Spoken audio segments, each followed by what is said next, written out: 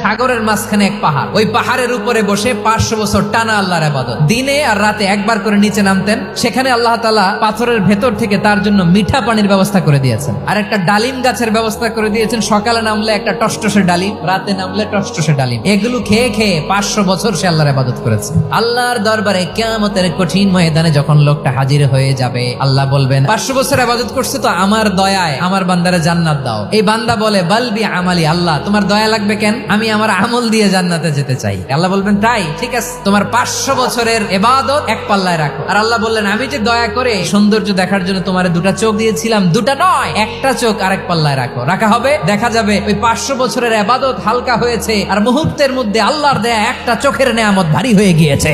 ফলাফল দেখো, হিসাব বলে তুমি এখন জাহান্নামে যাবা, যাও এবার জাহান্নামে যাও। এবার লোকটা কাচুমাচু করে বলে আল্লাহ এবার আমি বুঝতে পেরেছি তোমার দয়া ছাড়া দুনিয়ায় কেউ জান্নাতে যেতে পারবে না।